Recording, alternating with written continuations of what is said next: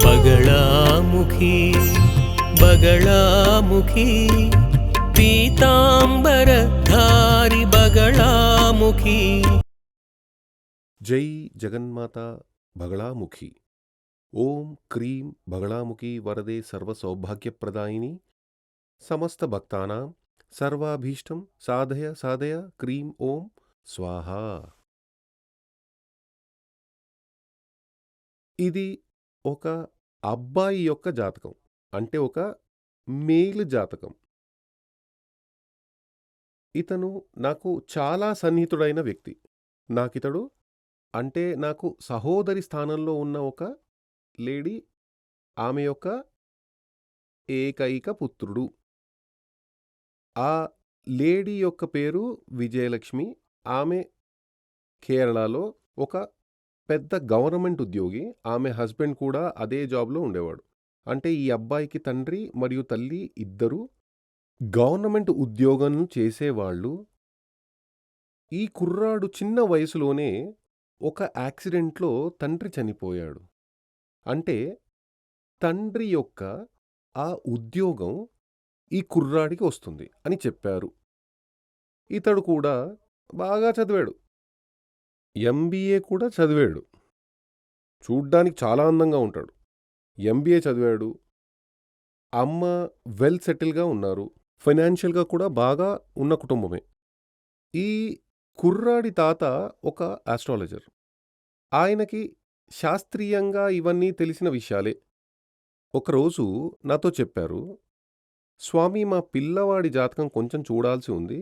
చూడండి." అక్కడ అంటే సూర్యమంగళంలోని నేను ఊరికి వెళ్ళినప్పుడు ఆయన చెప్పాడు, "మీరు ఎప్పుడు ఫ్రీగా ఉంటారు? నాకు కొంచెం మా పిల్లాడి జాతకం చూడాల్సి ఉంది. అంటే మా మనవడి జాతకం చూడాలి.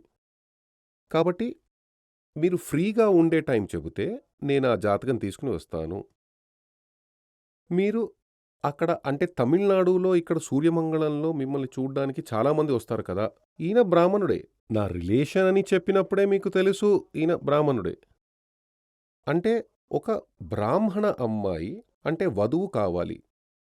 నంబూదిరి కానవసరం లేదు. బ్రాహ్మణుల్లో ఏ క్యాస్ట్ అయినా పర్వాలేదు. నాకు చూసి పెట్టాలి" అని ఆయన చెప్పారు. ఓకే, తప్పకుండా చూద్దాం అని చెప్పి తర్వాతి రోజు ఆయన జాతకం తీసుకొని ఇంటికి వచ్చారు. అప్పుడు నేనేం చెప్పానంటే, "స్వామి, మీకు కూడా తెలుసు కదా జాతకం. నేను ఆయన స్వామి అంటాను. ఆయన నన్ను స్వామి అని పిలుస్తారు. మీకు కూడా తెలుసు కదా జాతకం. కాబట్టి మీరు చూడండి. నేను మిమ్మల్ని ఫాలో చేస్తూ వస్తాను." "ఓకే" అని ఆయన అన్నారు. అప్పుడు ఆయన చెప్పారు, ఈ కుర్రాడి ప్లానెటరీ పొజిషన్ అంతా చూసి అప్పుడు ఆ కుర్రాడికి ఇప్పుడు 38 ఏళ్ళొచ్చాయి. అప్పుడొచ్చి 26 ఏళ్ళు వయసు మాత్రమే ఉంది. అప్పుడు ఆయన చెప్పారు, "వెంటనే పెళ్లి చెయ్యాలి. నాకు చాలా వయసయిపోయింది. ఈ కుర్రాడు తల్లికి కూడా వయసయిపోతోంది. వాణ్ణి చూడ్డానికి వేరొక మనిషి లేదు. త్వరగా పెళ్లి చెయ్యాలి" అని అన్నారు. సరే, నేను ఆ కుర్రాడి జాతకం చూస్తూ అలా ఉంది, ఇలా ఉంది అంటూ ఆయన చెప్తున్నారు. అందులో ముఖ్యంగా ఆయన చెప్పినది చాలా పవర్‌ఫుల్‌గా ఉన్న జాతకం. నీచ భంగ రాజయోగం ఉంది. గురువు నీచంలో ఉన్నాడు. ప్లస్ ఆ రాశి అధిపతి దృష్టి అక్కడుంది. ఇది నీచభంగం. కానీ చాలామంది వ్యక్తులు ఈ విధంగా ఉన్న నీచభంగాన్ని కాల్కులేషన్ చేసి మనసులో పాయసం తాగేస్తారు. అంటే మనసులో ఊహిస్తూ పాయసం తాగడం అన్నమాట. పాయసం తాగినట్టు మనసులో ఊహిస్తే దాంతో ప్రయోజనం లేదు. నిజంగానే పాయసం తాగితేనే తీపి తెలుస్తుంది కదా! అంటే ఒక గ్రహం రాశిలో నీచంగా ఉంటే, నవాంశలో అది ఉచ్చస్థితిలో ఉంటేనే 100% దానిని నీచభంగ రాజయోగం అని చెప్పొచ్చు. ఇది కూడా నీచభంగమే. నీచభంగ రాజయోగమే. కానీ 100% అది వర్కౌట్ కాదు. అది మాత్రమే కాకుండా ఇక్కడ గురువు ఓకే, ఆయన కాల్కులేషన్ ప్రకారం 2కి 11కి అధిపతిగా ఉన్న గురువు నీచభంగ రాజయోగంలో కలిగిస్తున్న చాలా పవర్‌ఫుల్‌గా ఉంది. రెండో స్థానం కుటుంబ స్థానం అలా ఉండడం వల్ల ఉండొచ్చు. మంచి చదువు ఉండి, ఫేస్ చాలా అందంగా ఉంటుంది. ఫిజికల్‌గా చాలా అందంగా ఉంటాడు. సరే, అదంతా ఓకే. కానీ జాతకంలో ఇతర కొన్ని లోపాలున్నాయి. అవి మీకు తెలుసునా అని నేనడిగాను. ఏం లోపం? ఏం లోపం లేదే. జాతకంలో చూస్తే 7లో చంద్రుడున్నాడు. చంద్రుడు ఏ స్థానంలో ఉన్నప్పటికీ మంచి చెయ్యాలి అనే కదా ఉంది. 7వ భావాధిపతిగా ఉన్న సూర్యుడు ఇక్కడ శుక్రుడితో చేరి ఉన్నాడు. లగ్నం యొక్క 11వ స్థానంలో లాభస్థానం ఉంది. అప్పుడు ఆయన చెప్పాడు, సుందరి, ఉన్నత కుల జాతకురాలు, ఆస్తిపర్రాలు లాంటి ఒక అమ్మాయి రావాలి. కాబట్టి ఈయన ఏం చేశాడంటే, కుర్రాడికి అమ్మాయిని వెతకడం ప్రారంభించిన నాటి నుండి భయంకరమైన రీతిలో అధిక వరకట్నం ఆశించారు. దానికి కారణం ఏమిటంటే, ఆయన ఏం చెప్తున్నాడంటే, జాతకంలో సుందరి ఉన్నత కుల ఆస్తిపరురాలు, మంచి కులంలో పుట్టినదిగా ఉంటుంది. జ్యోతిష శాస్త్ర ప్రకారం ఆయన చెబుతున్నాడు, కరెక్టే, అలాంటి శాస్త్రం ఉంది. సుందరి మంచి అందం కలిగినది, ఉన్నత కులంలో నుంచి వచ్చింది, మంచి కులంలో పుట్టింది, అంటే మంచి గుణం కలిగినదని అర్థం చెప్పుకోవచ్చు. ప్లస్ ఆస్తిపరురాలు, అత్యంత సంపద కలిగినది ఉంటుంది. చాలా సంబంధాలొచ్చాయి. ఇక్కడ ఈయన చుట్టాల్లోనే ఒక అమ్మాయి ఉంది. ఆ అమ్మాయి బ్యాంక్ పరీక్షలు కూడా రాసింది. కానీ ఫినాన్షియల్‌గా కొంచెం వీక్. కాబట్టి ఆ అమ్మాయి వద్దు. పెద్ద లెవెల్‌లో ఉండే అమ్మాయే వస్తుంది అని వాళ్ళు భావించి అలా కాలం వెళ్లదీస్తూ వస్తున్నారు. అప్పుడు నేనన్నాను, స్వామీ, మీ కాలిక్యులేషన్ కరెక్టే కాదు. ఇక్కడ చూడండి, ఇక్కడ లగ్నం యొక్క 7వ స్థానం అని చెప్పబడినది సూర్యక్షేత్రంగా ఉంది. సూర్యుడు పాపగ్రహం. పాపగ్రహంగా ఉన్న సూర్యుడి క్షేత్రంలో చంద్రుడు ఇక్కడ కృష్ణపక్షంగా ఉన్నాడు. షష్ఠికి తర్వాతగా ఉంది. కాబట్టి అక్కడ చంద్రుడు కూడా పాపగ్రహమే. పాపక్షేత్రంలో ఉన్న పాపగ్రహానికి పవర్ ఎక్కువగా ఉంటుంది. అది తెలుసునా? ఓకే. తర్వాత ఇంకా ఆయన చెప్పింది 7లో భావాధిపతి శుక్రుడితో చేరి ఉన్నాడు. అది అలా ఉండనివ్వండి. కానీ 7వ స్థానం మీద ఏ ఏ గ్రహాలు దృష్టి ఉందో చూడాలి. ఇది లగ్నం యొక్క 7వ స్థానం. దాని వెనక చూడాలి. 1, 2, 3, 4, 5 చూడండి. అన్ని గ్రహాలు 7లో దృష్టి, రాహుకి అదనంగా 7లో 5లో దృష్టి ఉంది. కాబట్టి రాహు ఇక్కడ నుండి 1, 2, 3, 4, 5వ స్థానం, లగ్నం యొక్క 7వ స్థానంలో రాహు దృష్టి ఉంది. ప్లస్ 1, 2, 3, 4, 5, 6, 7, 8, 9, 10. ఇక్కడ ఎవరున్నారు? శని ఉన్నాడు, బుధుడు ఉన్నాడు. కాబట్టి శని ఇక్కడ నుండి 1, 2, 3, 4, 5, 6, 7, 8, 9, 10. 10వ స్థానంలో పాపక్షేత్రంలో, అంటే సూర్యుడు ఇంట్లో పాపగ్రహమైన చంద్రుడు ఉన్నాడు. ప్లస్ రాహు ఉన్నాడు. రాహు దృష్టి ఉంది. ప్లస్ శని దృష్టి ఉంది. అప్పుడు నేనేం చెప్పాను, ఇన్ని దోషాలు ఉన్నప్పుడు అదెలా స్వామి పెళ్లి జరుగుతుంది? ఈ కుర్రాడికి పెళ్లి జరిగితే అర్ధరాత్రిలో సూర్యుడు ఉదయించినట్టు ఆయనకి చాలా కోపం వచ్చేసింది.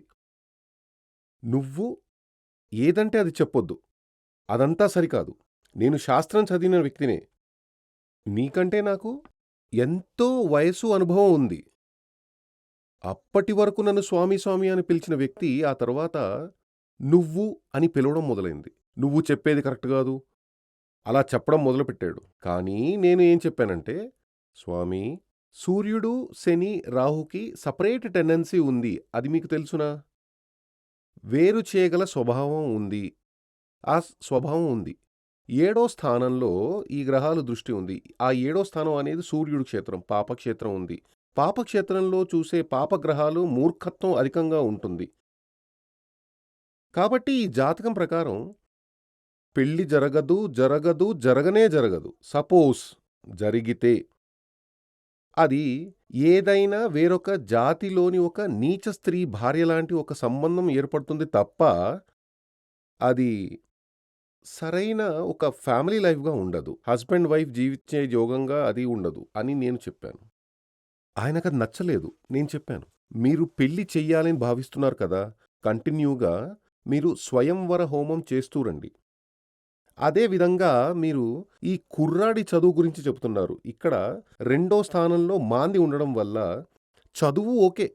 2వ భావాధిపతి నీచభంగ రాజయోగం కల్పించడం అవన్నీ ఓకే. 2కి 11కి అధిపతిగా ఉన్న గురువు నీచభంగ రాజయోగంలో ఉన్నాడు. చదువు కొందరికి ఉండదు.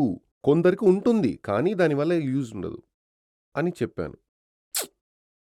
లేదు. నీ యొక్క కాలిక్యులేషన్ అస్సలు కరెక్ట్ కాదు. నాకు చాలా టెన్షన్‌గా ఉంది. మనం రేపు చూద్దాం అని ఆయన అన్నాడు. అప్పుడు నేను చెప్పాను, రేపు నేను ఊరికి బయలుదేరుతున్నాను. ఈ రోజే మీకు ఇందులో ఏదైనా సందేహం ఉంటే నన్నడగండి. మీ నుండి నేను తెలుసుకోవచ్చు. నా నుండి మీరు తెలుసుకోవచ్చు. మనం మళ్ళీ దీని గురించి మాట్లాడుకుందాం. అలా అని నేను చెప్పి, సరే మధ్యాహ్నం తర్వాత మనం చూద్దాం అని చెప్పి అష్టక వర్గం తీసి చూశాను. అప్పుడాయన చెప్పాడు, దీనికి అష్టక వర్గం అవసరమా? ఖచ్చితంగా కావాలి. అష్టవర్గం, అష్టక వర్గం ఎలాగైనా చెప్పవచ్చు. ఆ రెండూ చూసినప్పుడు చదువు ఉపయోగపడదు. చదువుకు తగ్గ ఉద్యోగం రాదు. పెళ్లి జరగనే జరగదు. అది మాత్రమే కాదు, జీవితంలో పెద్ద సమస్యలొస్తాయి. కాబట్టి ఇతని యొక్క ఈ అబ్బాయి యొక్క ఆయన మనవడే కదా! ఆ స్వామి ఇతను మనవడే. అంటే ఆయన కూతురికి కుమారుడు. పేరెంట్స్ యొక్క జాతకాలుంటే బావుంటాయి. అందులో ముఖ్యంగా తండ్రి యొక్క జాతకం ఉంటే బావుంటుంది. అప్పుడాయనన్నాడు, లేదు తండ్రి చనిపోయిన కారణంగా ఆ జాతకం ఇంట్లో పెట్టుకోకూడదని దాన్ని ఏట్లో కలిపేయడం జరిగింది. ఇప్పుడు లేదు అని చెప్పారు. ఆ జాతకం కూడా ఉండి ఉంటే ఇంకా కొంచెం క్లారిటీ వచ్చి ఉండేదని నేను అన్నాను. ఎందుకు? ఓ పెద్ద ఆపద కనిపిస్తోంది అని నాకనిపించింది. నేను ఏమైంది? ఇప్పుడాయనకి 38 సంవత్సరాలు వచ్చేసింది. 38 సంవత్సరాలయిపోయింది. ఈయనకి ఇంకా పెళ్లి జరగలేదు. ఇక మీదట కూడా జరగదు. ఎందుకంటే బండి నడిపే సమయంలో ఒక యాక్సిడెంట్ జరిగి ఆయనకి ఒక పెద్ద ప్రాబ్లమ్ వచ్చేసింది. పడక మీదే ఉండే స్థితి వచ్చింది. సంవత్సరాలుగా అదే పరిస్థితి. ఆ స్థితి నుండి ఆయన కోలుకోవడం కొంచెం కష్టమే అని చెప్పాలి. స్పైనల్ కార్డ్ అని ఏదో చెప్పారు. మరి చూడండి, ఆ జ్యోతిష్యం అనేది ఇందులో కరెక్ట్‌గానే రాసుంది. టైం మాత్రమే రాయలేదు. కాబట్టి జ్యోతిష్యం అని చెప్పబడినది ఎంత కరెక్ట్‌గా ఉందో చూడండి. అక్కడాయన జ్యోతిష్యుడే. నిజం చెప్పాలంటే నేను ఒక జ్యోతిష్యుడినే అని చెప్పే స్థాయికి నాకు జ్యోతిష్యంలో అంత విజ్ఞానం లేదని నేను చెబుతాను. నేను ఒక మఠాధిపతి. నేను జ్యోతిష్యుడిని కాదు. కానీ ఈ శాస్త్రాలన్నీ కూడా వేదాల్లో ఉన్నవే. కాబట్టి నా గురువు ఏం చెప్పారంటే, నువ్వు ఇవన్నీ చదవాలి. సూక్తం మాత్రం చదివితే సరిపోదు. ఆగమ పూజలు మాత్రం చదివితే సరిపోదు. తాంత్రికం మాత్రం చదివితే సరిపోదు. జనాలకు రేపు ఏం జరగబోతోందో చెప్పే విధంగా ఉండాలి. కాబట్టి అది జ్యోతిషం వల్లే సాధ్యం. వేరే ఏ శాస్త్రంలో వీలు కాదు. అది చదివి తీరాలి అని చెప్పబట్టే ఆ కాలంలో నాకు చెప్పారు. నేను చదివాను. కాబట్టి ఆ విద్యలో మరక లేకుండా చదివినది. రెండవది ఉపాసనమూర్తి యొక్క సంపూర్ణ అనుగ్రహం. అందువల్లే చాలా పెద్ద మనిషి ఈ జాతకం పెట్టుకుని ఇలా కాదు అలా అని చెప్పినప్పుడు అది కాదు, ఇది మాత్రమే కరెక్ట్ అని నేను చెప్పగలిగాను. వీళ్ళందరూ ఇంకా బ్రతికే ఉన్నారు. ఇదేమీ లేని వ్యక్తుల గురించి చెప్పేది కాదు. 100% 100కి 100 అనుభవాలు మాత్రమే నేను చెప్పాను. కాబట్టి ఇవన్నీ ఇలా చెప్పడం ఎందువల్లంటే బాగా చదవండి. జ్యోతిష్యం తెలిసిన వాళ్ళు, జ్యోతిష్యం చెప్పేవాళ్ళు మీరైతే దాన్ని బాగా చదవండి. జ్యోతిష్యం తెలియనప్పటికీ మీకు ఇందులో ఇష్టం ఉంటే మంచి ఒక శాస్త్రం తెలిసిన ఓ వ్యక్తి దగ్గర ఇచ్చి మీ జాతకం చూడండి. ఫ్యూచర్ ఎలా ఉంటుంది? అందులో ఏం చెప్పి ఉన్నారు? జీవితంలో మనకి ఎప్పుడు మంచి కాలం వస్తుంది? ఎప్పుడు చెడ్డ కాలం వస్తుంది? ఎప్పుడు కేర్‌ఫుల్‌గా ఉండాలి? ఎప్పుడు ఏది చెయ్యాలి? ఎప్పుడు ఏది చేయకూడదు? లాంటి సకల విషయాలు తెలుస్తాయి. అందుకోసం ఉన్నదే జ్యోతిష్య శాస్త్రం. కానీ చాలామంది ఇప్పుడు దాన్ని నమ్మడం లేదు. దాన్ని నమ్మకుండా ఉండడానికి కారణం జ్యోతిష్యం వల్ల సమస్య కాదు. జ్యోతిష్యం వల్ల సమస్య మాత్రమే, జ్యోతిష్యుల సమస్య కూడా కాదు. నేను జ్యోతిష్యుడినే అని చెప్పుకునే జ్యోతిష్యుల వల్ల సమస్య అది. కాబట్టి ఇదే విధంగా జాతకం సరైన విధంగా లోపలకు దిగి పరిశోధించి దానికి కరెక్ట్‌గా, అక్యురేట్‌గా ఉండే ఫలితాలు లభించాలంటే ప్లానెటరీ పొజిషన్ మాత్రమే కాదు. అష్టక వర్గము, ప్లానెటరీ పొజిషన్‌లో 2 చూడాలి. అంటే రాశి నవాంశం చూడాలి. ప్లస్ అష్టక వర్గం కూడా చూడాలి. ఆ తర్వాత అవసరం ఉంటే ప్రశ్న పెట్టి కూడా చూడొచ్చు. ఆ విధంగా చూస్తే కరెక్ట్‌గా, షార్ప్‌గా ఒక వాచీలో ఉన్న టైం మనకి 12:30 అని చెప్పినట్టుగా 12:30 అనే విధంగా చెప్పొచ్చు కదా! 2 నీడిల్స్ చూసి ఆ పెద్దది, చిన్నది ఆ 2 చూసి 12:30 అని చెప్పొచ్చు. 12:27 సెకండ్లు అని చెప్పాలంటే ఆ సెకండ్లు ముల్లు కూడా కాలిక్యులేట్ చెయ్యాలి. అప్పుడు మనం షార్ప్‌గా దాని గురించి చెప్పొచ్చు. అదే విధంగా శాస్త్రీయంగా జ్యోతిష్యం చదివితే అందులో దిగి పరిశోధిస్తే ఎప్పుడు బాగా తెలుసుకోండి. ఒక గ్రహం ఒక రాశిలో ఉంది అని దాని ఆధారంగా ఫలితం చెప్పనే కూడదు. రాశిలో ఉన్నటువంటి గ్రహం, అక్కడ చూస్తున్న గ్రహం, రాశికి అధిపతి ఎక్కడ ఉంది, ఇవన్నీ కాలిక్యులేషన్ చేయాలి. రాశి అధిపతి, రాశిలో చూపు కలిగిన గ్రహం, రాశిలో ఉన్న గ్రహం, ఈ 4 కాలిక్యులేషన్లు చేసి మాత్రమే ఫలితం చెప్పాలి. జై జగన్మాత దేవి బగళాముఖి ఓం క్రీం బగళాముఖి వరదే సర్వ సౌభాగ్యప్రదాయిని సమస్త భక్తానాం సర్వాభీష్టం సాధయ సాధయ క్రీం ఓం స్వాహా. శ్రీ సూర్యమంగళం అద్వైత వేద విద్యాపీఠంలో తాంత్రిక పూజల్లో సిద్ధహస్తులైన ఎందరో ఆచార్యులు అమావాస్య, పౌర్ణమి రోజుల్లో ప్రత్యేక యాగాలు నిర్వహిస్తారు. ఈ యాగాల్లో పాల్గొనడం ద్వారా తల్లి శ్రీ బగళాముఖీదేవి అనుగ్రహం వల్ల సర్వదోషాలూ పోయి సకల సౌభాగ్యాలు మనకు కలుగుతాయి. శ్రీ సూర్యమంగళం అద్వైత వేద విద్యాపీఠం జ్యోతిష్యం, ప్రశ్నలు, వాస్తు, తాంత్రిక పూజలు మరియు వేదయాగాలు నిర్వహిస్తారు. సంప్రదించవలసిన నంబర్ 7305442299 7305442299.